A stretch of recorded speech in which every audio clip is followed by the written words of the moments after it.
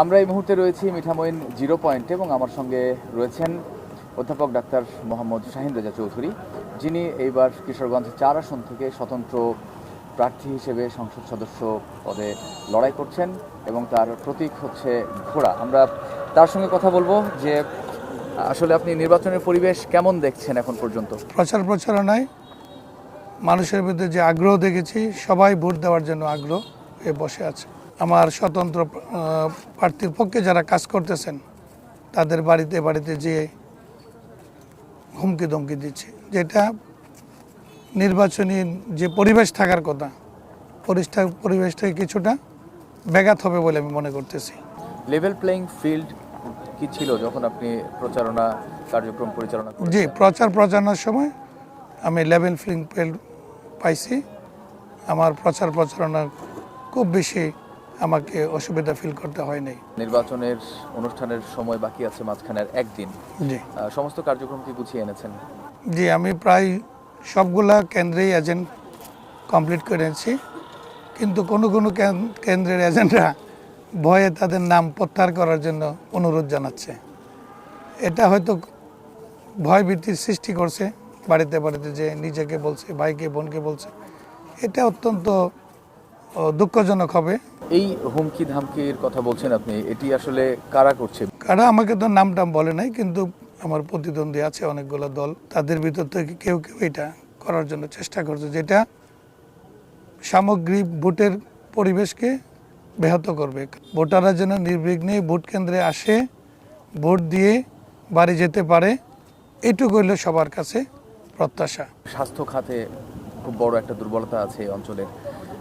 পর্যাপ্ত ইকুইপমেন্ট নেই, পর্যাপ্ত হাসপাতাল নেই। এই জায়গাগুলোতে কিভাবে কাজ করবেন? এই এলাকা থেকে ঢাকা যাওয়া বা হবিগঞ্জ যাওয়া অত্যন্ত দুরূহ কাজ। বয়স্ক রোগী, সবারই বয়স 60-70। আমি যদি নির্বাচিত হতে পারি, আমার এই প্রজেক্টগুলা ঢাকা এবং হবিগঞ্জের পরিবর্তে মোবাইল ক্যাম্পিংয়ের মাধ্যমে, মোবাইল গাড়ি, মোবাইল লঞ্চ, মোবাইল বোট এর মাধ্যমে সার্ভিসটা দিব। যে রোগীগুলাকে আমি সার্ভিস দিয়েছি তারা অত্যন্ত খুশি। তারাই চায় এই সার্ভিসটা যদি আমার কাছাকাছি হইতো তাহলে ওরা আরও সুবিধা পেত।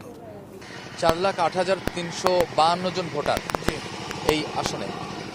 এই ভোটারদের অর্ধেক প্রায় নারী। এই বড় একটি জনগোষ্ঠীর জন্য আপনার কোনো বিশেষ পরিকল্পনা আছে কিনা? মাতৃ স্বাস্থ্য কর্নার থাকবে আলাদা, শিশু স্বাস্থ্য কর্নার থাকবে আলাদা। শিশুদের জন্য আমরা খেলাধুলা সহ যাবতীয় যে বিনোদন অংশটা আছে এটার দিকে জোর দেব, লেখাপড়ার দিকে জোর দেব।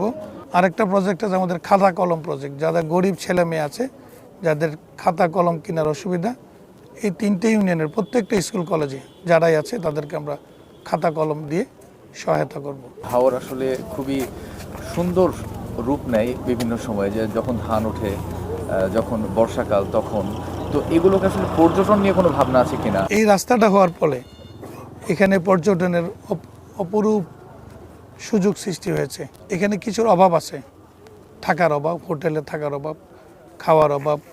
পর্যটন যারা আসে তারা পানির বোতল টোতল ফেলে পানির প্রবাহকে অনেকটা নষ্ট করতেছে। স্পিড বোট দিয়ে বোট শিপিং করে অপূর্ব একটা পরিবেশ তৈরি করা যায় যদি আমরা এটাকে পর্যটন শিল্পে নিতে পারি। পর্যটন শিল্পে নেওয়ার আমাদের পরিকল্পনা গ্রহণ করতে হবে। জয়ের ব্যাপারে কতটা আশাবাদী আপনি?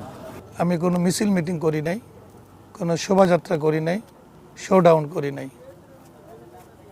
রোগী বাড়ি বাড়ি গেছি, রোগী দেখছি এবং রোগীদের সাথে,